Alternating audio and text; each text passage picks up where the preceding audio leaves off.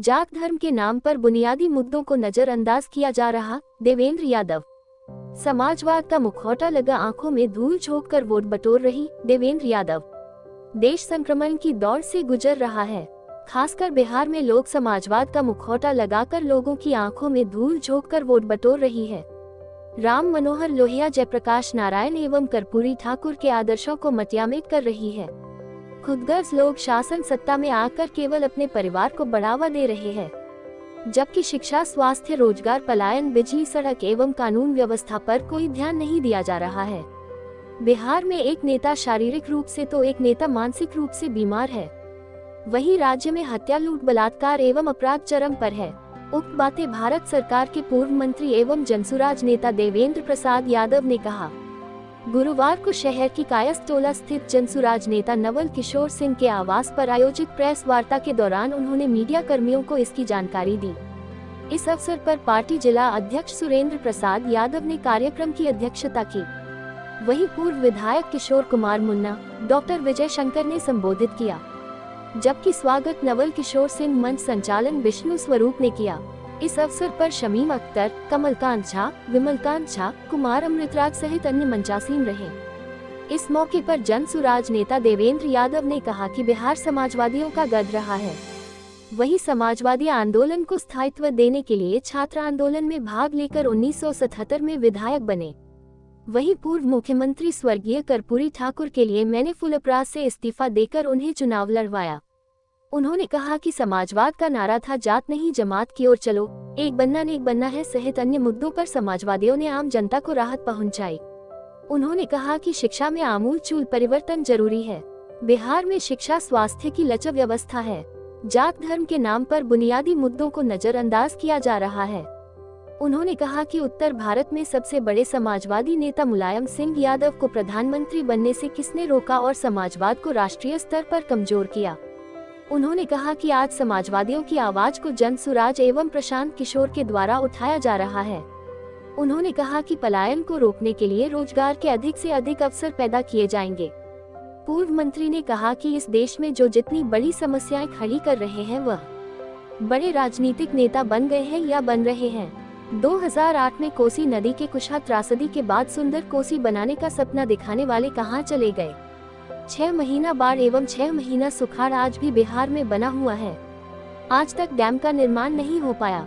उन्होंने कहा कि मैं लोकसभा में इस मुद्दे को उठाया, प्रदर्शन किया, लाठियां भी खाई, लेकिन समाजवादियों की मांग को दरकिनार कर दिया गया। जनसुराज शिक्षा, स्वास्थ्य, रोजगार, पलायन, बिजली, सड़क आदि मुद्दों को लेकर इस चुनाव में लोगों के बीच जाएगी, जबकि विपक्षी दल आकर्षक नारा, ख्याली पुलाव, घोषणाओं का सैलाब, विज्ञापनों का जाल फैलाकर जनता की आशाओं पर तुषारपात कर रहे हैं। उन्होंने तेजस्वी यादव के माई बहन योजना को बजट से बाहर का विषय बताया। उन्होंने कहा कि सुख, सुविधा, सहूलियत के लिए राजनीति में नहीं आए हैं, बल्कि जनसुराज का उद्देश्य केवल और केवल समाज सेवा ही है। बिहार में जो संघर्ष करेगा वही सत्ता में वापसी करेगा। आज समाजवाद की बात को प्रशांत किशोर उठा रहे हैं। 2 ध्रुवीय राजनीति से जनता का मन उब चुका है। अब तीसरी धुरी को जन्म देने के लिए जनता लालायित है। उन्होंने कहा कि बुराई से लड़ने के लिए जनसुराज सत्य का सहारा ले रही है। उन्होंने कहा कि जिस प्रकार कीचड़ से कीचड़ साफ नहीं होगा, उसके लिए शुद्ध पानी की आवश्यकता है। ठीक उसी प्रकार भ्रष्ट व्यवस्था एवं भ्रष्टाचार से लड़ने के लिए जनसुराज तैयार है। जनसुराज व्यवस्था परिवर्तन की लड़ाई लड़ रही है। उन्होंने कहा कि मैं जब केंद्रीय खाद्य मंत्री था, उस समय हमने भी लोगों को मुफ्त में रेबड़ी नहीं बांटी, बल्कि गरीबी रेखा से नीचे रहने वाले लोगों के लिए सस्ता अनाज का प्रावधान किया। उन्होंने कहा कि आज सुप्रीम कोर्ट भी नेताओं के फ्री पॉलिटिक्स पर फटकार लगाई है। सुप्रीम कोर्ट ने कहा कि मुफ्त की सामग्री बांटकर लोगों को परजीवी मत बनाओ। डॉक्टर लोहिया ने भी कहा था कि आम जनता को खैरातखोर मत बनाओ। ये लोग जनता को पुरुषार्थ विहीन कर रहे हैं। बिहार में अपना खाने का अनाज भी पैदा नहीं हो रहा है। लोग पलायन को मजबूर है। उन्होंने कहा कि हम किसी भी पार्टी का ना तो विरोध कर रहे हैं और न नुकसान कर रहे हैं। जनसुराज अपनी मुद्दों एवं नीतियों को लेकर लोगों के बीच जा रही है। खेती, नौकरी और व्यापार, प्रत्येक घर से एक रोजगार की नीति पर जनसुराज चल रही है। वहीं शराबबंदी के मुद्दे पर उन्होंने कहा कि गांधी जी की मंशा थी, लोग शराब नहीं पिए बल्कि वैष्णव जीवन दिए। उन्होंने कभी भी कानून बनाकर शराबबंदी के पक्षधर नहीं थे। आज शराबबंदी तो लागू की गई है, लेकिन उसे ठीक ढंग से क्रियान्वयन नहीं किया गया है, जिसके कारण शराब माफिया मालामाल हो रहे हैं। वहीं नशा के कारण युवा वर्ग बदहाल हो रहा है। उन्होंने इस बार तीसरे विकल्प के रूप में जनसुराज को सत्ता में लाने का आह्वान किया। इस मौके पर जटाशंकर कुमार, पीयूष प्रसाद, सुशील सिंह, फैजुर रहमान, डॉक्टर सुशील कुमार, विपिन सिंह, यापुरा वापत सहित अन्य मौजूद थे। सुप्रीम कोर्ट का आज का कल का निर्णय देख लीजिए। ऑब्जर्वेशन कहिए, this is not decision but observation of the supreme court ने कहा है परजीवी वर्ग बना रहे हैं लोग मुफ्त में। मैंने अनाज 2 रुपए किलो, गेहूं 3 रुपए चालू किया था पूरे देश में।